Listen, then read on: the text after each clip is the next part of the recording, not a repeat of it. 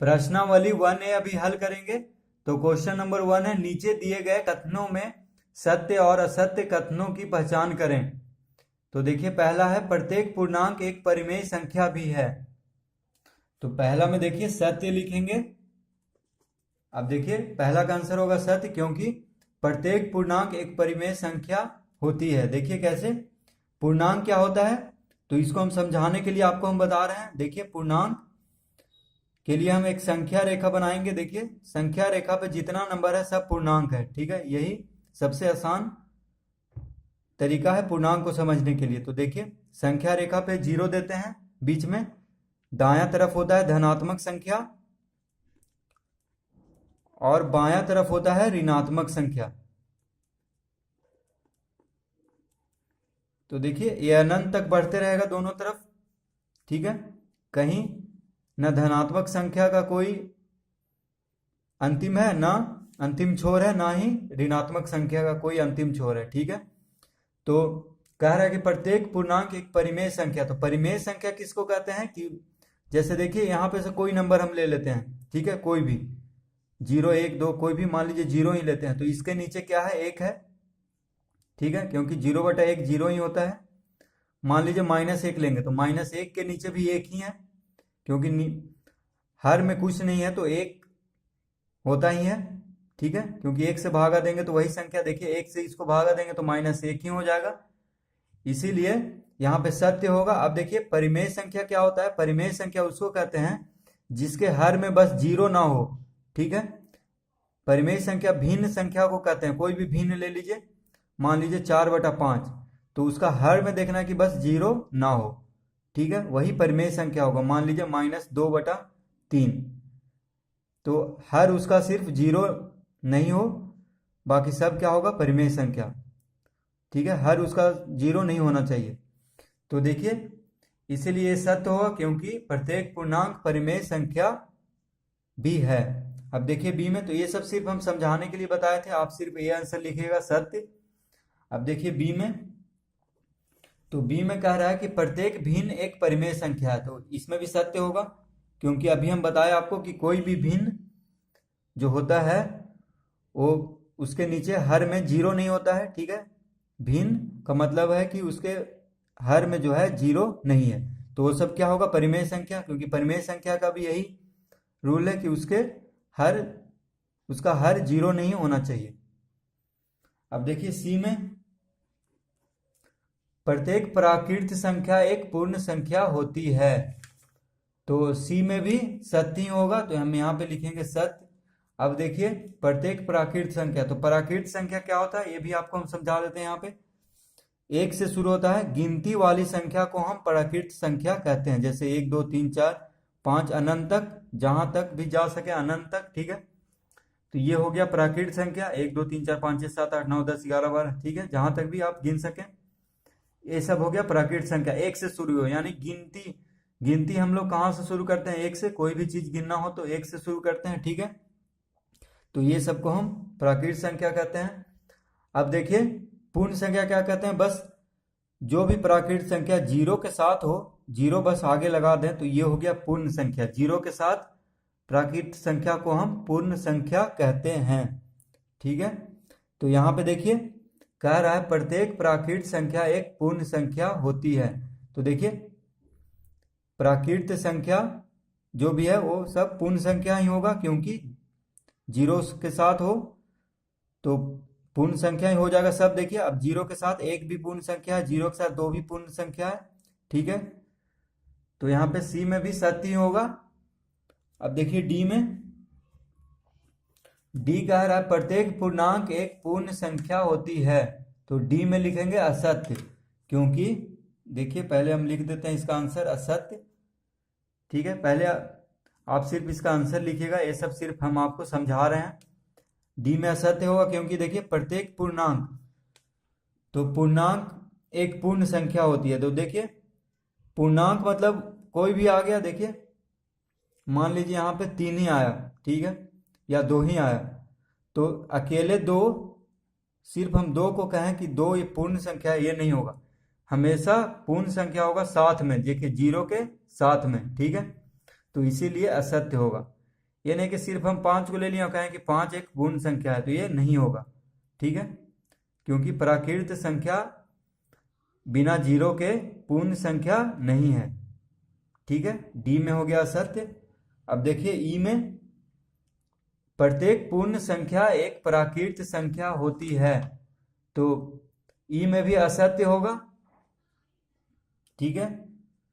क्यों होगा देखिए, क्योंकि जीरो एक पूर्ण संख्या है किंतु प्राकृत संख्या नहीं है।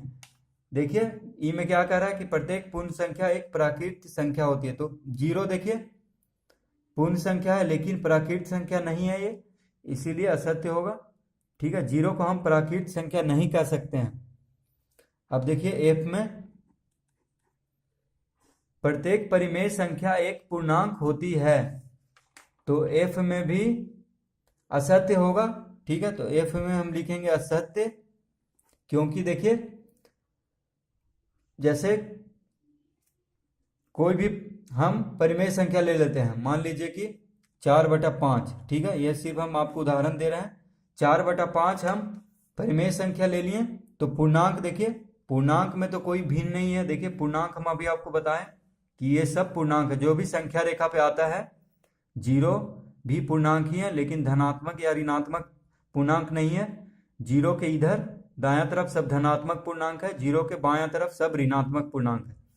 तो कह रहा है कि प्रत्येक परिमेय संख्या, तो परिमेय संख्या तो P/Q के फॉर्म में होता है, यानी अंश और हर दोनों होना चाहिए, बस हर जीरो नहीं होना चाहिए।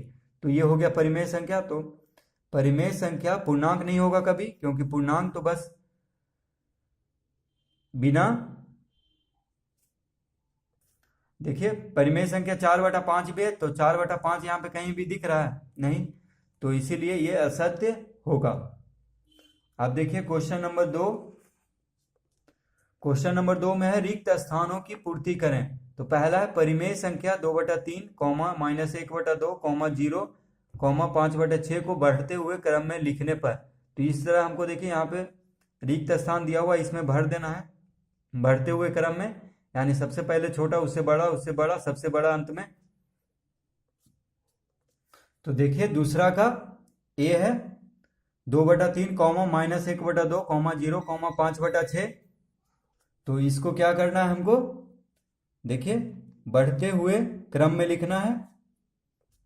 तो देखिए यहाँ पे सबसे छोटा कौन है, हम पहले हम देख के ही पता कर लेंगे। तो देखिए जो ऋणात्मक होता है वो सबसे छोटा होता है, तो हम सबसे पहले यहाँ पे लिख लेंगे -1/2, ठीक है, सबसे छोटा हुआ।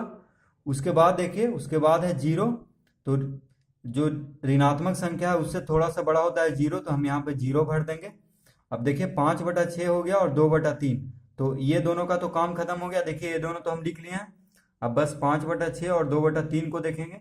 तो देखिए तिरछा गुना करके हम चेक करते हैं कि कौन बड़ा है, तो 5 या 15 आ रहा है। देखिए तिरछा गुना में 5 × 3 आ रहा है 15, तो इसके ऊपर मान लीजिए 15 आ रहा है, ठीक है। देखिए 5 या 15, तो इसके ऊपर आ रहा है, ये ऊपर वाला गुना को हम देखते हैं, तो 5 या 15 यहाँ पे आ रहा है, 6 दूनी 12, तो यहाँ पे 12 आ रहा है। देखिए ऊपर वाले गुना से हम लेते हैं, 2 × 6 12 यहाँ पे आ रहा है, 5 × 3 15 यहाँ पे आ रहा है। तो ये बड़ा हुआ सबसे बड़ा, क्योंकि यहाँ पे 15 आ रहा है, यहाँ पे 12, तो सबसे बड़ा को हम यहाँ पे लिख देंगे, और इससे जो छोटा है वो 2/3 को हम यहाँ पे लिख देंगे, ठीक है। तो इस तरह से हम इसको हल कर लेंगे। देखिए ये हो गया बढ़ते हुए क्रम का आंसर, -1/2, फिर 0 से बड़ा है, फिर 0 से बड़ा है 2/3, फिर 2/3 से बड़ा है 5/6। अब देखिए बी में, तो बी में कह रहा है कि घटते हुए क्रम में लिखे, तो इसको हमको घटते हुए यानी सबसे बड़ा को यहाँ पे, उसके बाद यहाँ पे, और सबसे छोटा को यहाँ पे, ठीक है। तो देखिए सबसे बड़ा इसमें कौन है, तो वो यहाँ पे पहले लिखेंगे, क्योंकि घटते हुए क्रम में लिखना है। तो देखिए तिरछा गुना करते हैं, तो 4 दूनी 8, यहाँ यानी देखिए यहाँ पे पहले ये दोनों करते हैं, 4 दूनी 8, यहाँ पे 8 आ रहा है, 5 तिया 15, तो यहाँ पे 15 आ रहा है, यानी ये दोनों में ये बड़ा हुआ, ठीक है। अब ये दोनों को देख लेते हैं, तो 3 तिहाई 9 और 4 चौक 16, तो ये दोनों में ये बड़ा हुआ, ठीक है। और इससे बड़ा हुआ, देखिए 4 चौक 16, तो यहाँ पे 16 आ रहा है, 3 तिहाई 9, तो ये छोटा हुआ इससे 3/4 छोटा हुआ। तो देखिए और इससे बड़ा हुआ ये, तो 5/2 को हम यहाँ पे लिख देंगे सबसे बड़ा में, ठीक है। अब देखिए 5/2 के बाद सबसे छोटा था 3/4, तो यहाँ पे हम 3/4 लिख देंगे, और उसके बाद 4/3 को हम बीच में लिख देंगे। ठीक है, बहुत ही आसान है, तिरछा गुना करके हमको पता कर लेना है जल्दी से। ठीक है, देखिए एक बार फिर से समझ लेते हैं। तिरछा गुना करते हैं 5 या 15, तो ऊपर वाला संख्या जो होता है उसी को हम लेते हैं, 5 या 15, तो यहाँ पे 15 आया। 4 दूनी 8, तो यहाँ पे 8 आया, तो ये बड़ा हुआ देखिए 15 आया गुना करने पे। ठीक है, अब देखिए ये दोनों में 3 तिहाई 9, तो यहाँ पे 9 आया है। 4 चौक 16, तो ये बड़ा हुआ। ठीक है, यानी इससे ये बड़ा है और इससे ये बड़ा है। ठीक है, तो उसी तरह हम लिख देंगे यहाँ पे सबसे बड़ा, उसके बाद तो बी भी हल हो चुका है। अब देखिए क्वेश्चन नंबर 3, संख्या रेखा पर निम्नलिखित संख्याओं को प्रदर्शित करें। तो देखिए तीसरा का ए है 2/3, तो इसको हमको संख्या रेखा पर प्रदर्शित करना है। ठीक है, तो अब देखिए पहले हम एक संख्या रेखा बना लेते हैं। इस तरह से सीधा एक रेखा लेंगे, जितना भी बड़ा, कहीं पे हम 0 दे देते हैं। ठीक है, और बराबर दूरी पे हम मान लीजिए यहाँ पे हम 1 देते हैं। ठीक है, तो इधर भी हम दे देते हैं -1। ठीक है, -1 बराबर बराबर दूरी पे होना चाहिए। अब देखिए हम 2 क्यों नहीं दिए, क्योंकि 0 और 1 के बीच में ही ये आ रहा है। देखिए इसको भागा करते हैं तो 3 से 2 नहीं लगता है, यानी 0 कुछ आएगा, तो 0 और 1 के बीच में ही आ रहा है। ठीक है, देखिए 3 से हम भागा करके देखेंगे, क्योंकि इसका हर बड़ा है, तो 3 से भागा करेंगे तो आएगा 0 कुछ, यानी 0 और 1 के बीच में ही होगा। तो अब देखेंगे नीचे वाला, देखिए हर देखेंगे, हर देखिए 3 है, तो यानी 0 और 1 के बीच में हम 3 भाग करेंगे।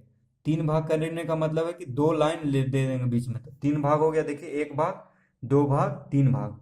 ठीक है, अब देखिए 2/3 यानी 2 है, ऊपर 2 है, ये तो 3 भाग हो गया, तो नीचे का 3 का काम खत्म हो गया। अब ऊपर देखेंगे 2 है, तो पहला जो लाइन आया था वो 1 हुआ, दूसरा लाइन हो गया 2/3, तो यहाँ पे हम लिख देंगे 2/3, और इस तरह से हम तीर का निशान दे देंगे कि यहाँ पे हो रहा है 2/3। ठीक है, तो ये हो गया। इस तरह से हम इसको पहला को हल कर लेंगे। अब देखिए बी में 7/4 है, तो इसको पहले हम देखिए हर छोटा है और ऊपर क्या है, बड़ा है अंश, तो इसको हम पहले भागा करके लेते हैं, पूर्णांक में लिख लेते हैं, तो ज़्यादा आसानी होगा हमको संख्या रेखा पर दर्शाने में। तो देखिए 4 से एक बार में लगेगा, शेष कितना बचा 3, तो उसको हम यहाँ पे लिख देंगे और नीचे लिखेंगे 4, क्योंकि 4 नीचे है तो 4 नीचे ही रहता है, तो एक पूर्णांक 3/4 आ गया। ठीक है, देखिए 4 गुने 1 4, 4 3 7, 7/4। ठीक है, अब देखिए एक संख्या रेखा हम बनाएंगे यहाँ पे, तो एक सीधा रेखा लेंगे स्केल से, हम तो हाथ ही से कर रहे हैं, आप स्केल से लीजिएगा। ठीक है, बढ़िया से। अब देखिए बीच में होता है 0, तो हम बीच में मान लीजिए यहाँ पे हम 0 दे देंगे। ठीक है, यहाँ पे 0, उसके बाद देंगे 1, तो यहाँ पे मानते हैं कि यहाँ पे 1 देते हैं। ठीक है, और यहाँ पे देते हैं 2, तो यहाँ पे 1 हो गया। 0 के दायां तरफ होता है धनात्मक संख्या, 0 के बायां तरफ होता है ऋणात्मक, तो यहाँ पे हो जाएगा देखिए बराबर दूरी पे -1। ठीक है, और यहाँ पे हो गया 2। अब देखिए एक पूर्णांक 3/4 है, तो एक पूर्णांक 3/4 यानी 1 और 2 के बीच में आया, क्योंकि 1 के बाद है 3/4 और है, तो 1 और 2 के बीच में ही आएगा। ठीक है, एक पूर्णांक है, 1 यहाँ पे लिखा हुआ है, और इधर जो भी रहे तो 1 और 2 के बीच में ही आएगा। ठीक है, अब देखिए नीचे कितना है, 4 है, कितना है, 4 है यहाँ पे देखिए, तो हम 1 और 2 को कितना भाग में कर लेंगे, 4 भाग में, यानी 1 2, यानी 1 लाइन बराबर बराबर दूरी पे 2 लाइन, 3 लाइन, 4 भाग में हो गया। देखिए 1 भाग, 2 भाग, 3 भाग, 4 भाग, 4 भाग में कर दिए हम, क्योंकि यहाँ पे 4 भाग में करना था, तो 3 लाइन बीच में ले लेंगे तो 4 भाग में हो जाएगा। देखिए 1 2 3 भाग, 4 भाग। ठीक है, अब देखिए गिनते हैं, 4 का काम खत्म हो गया। ठीक है, 1 का काम ये खत्म हो गया। अब 3 देखिए, ये 3 का काम शुरू हुआ, तो 3 यानी इधर से गिनेंगे 1 के बाद, क्योंकि 1 के बाद है 3/4, तो 1 2 3 कहाँ पे आया, देखिए ये 3, देखिए 4 भाग, तो 4 का काम खत्म कर लिया हम। 1 का काम खत्म हो गया, क्योंकि 1 और 2 के बीच में आ ही गया, तो 3 का काम करेंगे, तो 3 का काम के लिए यहाँ से 1 के बाद गिनेंगे, 1 2 3, यानी यहाँ पे आ रहा है, ठीक है। तो हम यहाँ पे लिख देंगे 7/4, 7/4। तो देखिए जिसके नीचे आ रहा है उसके ऊपर एक तीर हम दे देंगे ताकि पता चले कि हाँ इस लाइन के नीचे है। तो देखिए 7/4 कहाँ पे आया, 1 और 2 के बगल में, ठीक है। तो इस तरह से हम इसको हल कर लेंगे। आप दो कितना भी बड़ा संख्या रेखा ले सकते हैं, इसमें कोई नहीं कि बस -1 ही तक लेंगे, 2 ही तक लेंगे, आप कितना भी बड़ा ले सकते हैं, ठीक है। अब देखिए सी में -3/5 है, ठीक है, -3/5। तो ये देखिए 5 हर बड़ा है और अंश छोटा है, तो ये 5 से अगर भागा दें -3 को तो 0 दशमलव कुछ आएगा, यानी ये 0 और -1 के बीच में है, क्योंकि माइनस है देखिए, ठीक है। -0 दशमलव कुछ आएगा, यानी -1 और 0 के बीच में ये होगा। तो हम देखिए एक संख्या रेखा यहाँ पे लेंगे, एकदम सीधा रेखा, ठीक है, स्केल से लेंगे। अब देखिए कहीं भी हम 0 देते हैं, बीच में 0 चाहे कहीं भी 0 देंगे, बस बराबर बराबर दूरी पे 1 और 2 लेंगे। तो यहाँ पे 1 ले लेते हैं, यहाँ पे 2, ठीक है। इधर ले लेते हैं बराबर दूरी पे -1 और यहाँ पे ले लेते हैं -2, ठीक है। अब देखिए -3/5 है, तो नीचे कितना है, 5 है। तो अभी पहले हम नीचे जो संख्या हर में उसका पहले हम काम कर लेते हैं। तो देखिए 5 है और ये आ रहा है -1 और 0 के बीच में ही आएगा। अभी हम बताए थे क्योंकि भागा देंगे तो 0 दशमलव कुछ आएगा, -0 दशमलव, तो हमेशा 0 और -1 के बीच में ही आएगा। तो देखिए नीचे 5 है, तो इसको हम 5 भाग में बांटेंगे, 0 और -1 को। तो यहाँ से शुरू करते हैं, देखिए 1 2 3 4, पहले हम देख लेते हैं कितना बड़ा बड़ा होगा, 1 2, यानी 4 लाइन लेंगे बीच में, तो ये 5 भाग में बट जाएगा। तो 1 2 और छोटा, 1 2 3 4, हाँ तो यहाँ पे 1 2 3 4, ठीक है। देखिए 5 भाग में बांटना है तो हम 4 लाइन ले लेंगे बीच में, 1 लाइन 2 लाइन 3 लाइन 4 लाइन। तो देखिए 5 भाग में हो गया, एक भाग यहाँ से यहाँ तक, दूसरा भाग, तीसरा भाग, चौथा भाग, पांचवा भाग, 5 भाग में हो गया है। अब देखिए, तो अब देखिए नीचे जो 5 है उसका काम तो खत्म हो गया। अब ऊपर जो अंश है उसको अब उसका काम चालू हुआ है अब -3 का। तो देखिए -3 कहाँ पे आएगा, तो 0 के बाद होता है -1, फिर उसके बाद होता है -2, उसके बाद होता है -3, यानी -3 यहाँ पे आ रहा है। अगर -4 रहता तो यहाँ पे आता, तो यहाँ पे हम लिखेंगे -3/5, ठीक है। और ऊपर हम एक तीर का निशान दे देंगे कि इस लाइन पे है, ठीक है, तभी पता चलेगा कि हाँ इस लाइन पे शो हो रहा है, ठीक है। इसके ऊपर एकदम देंगे सामने, यानी -3/5 कहाँ होगा, देखिए 1 2 तीसरा लाइन पे, ठीक है, 0 से 1 2 तीसरा लाइन पे। तो ये भी हल हो चुका है। तो इस वीडियो को देखने के लिए बहुत बहुत आप लोगों को धन्यवाद। अच्छा लगा हो तो इस चैनल को सब्सक्राइब कर दें और इस वीडियो को लाइक कर दें, क्योंकि हम इस तरह का वीडियो हमेशा हर दिन अपलोड करते रहते हैं। धन्यवाद।